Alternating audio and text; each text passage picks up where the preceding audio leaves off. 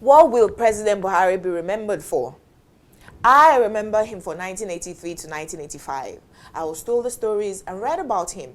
I therefore actively campaigned against him in 2015 based on precedents.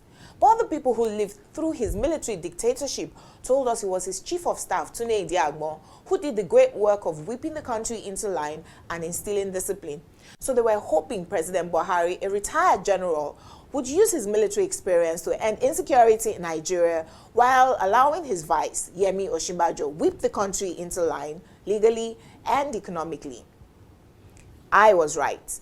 Gunmen killed 2, abduct 3 is so common in the news these days, it no longer moves us. Human life is so cheap here.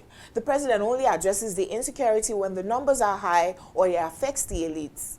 Many other times, he jumps on the presidential fleet to see his doctors abroad, while hundreds are being murdered daily across the country. None of these things surprise me. He's done worse than was imaginable, but I predicted these days. Don't tell me it wasn't predictable. How did President Buhari improve himself in the last 40 years? Which school of democracy and leadership did he go to? Or you think one just stops being a dictator by wearing a bada? I'm waiting for you to tell us. Integrity? The integrity that allows you cry when a bag of rice is 8,000 naira and be okay with your wife living abroad when the same bag of rice is 25,000 naira? No, I'm not concerned with his family issues. They'll be all right.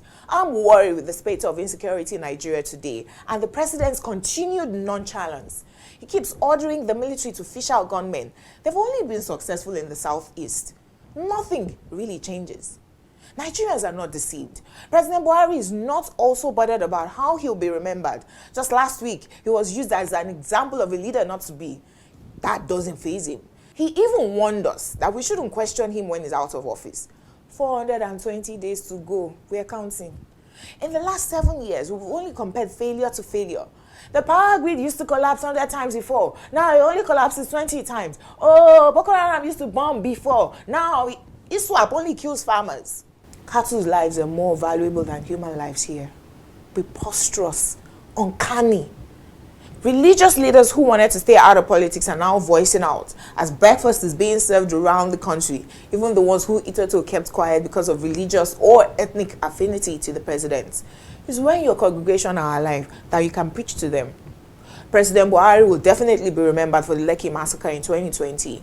Young Nigerians came to the street to protest police brutality, extortion and harassment, and he believed they were trying to remove him from office. How self-absorbed. Young Nigerians who are so carried away with who wins a Grammy, who deserves to be at the World Cup, English Premiership, and can't even be bothered with politics. My goodness. Well, he succeeded in getting them angry enough to leave the country in droves. Hopefully, at 65% of the voting bloc, young Nigerians will come out en masse to vote in 2023 and ensure Nigeria never stoops again to having a leader who is so unaware. What will you remember President Buhari for? Second Niger Bridge? Railway lines to Maradi? Chinese loans? Please leave your comments on our social media platforms. But don't forget, you will succeed in 2022.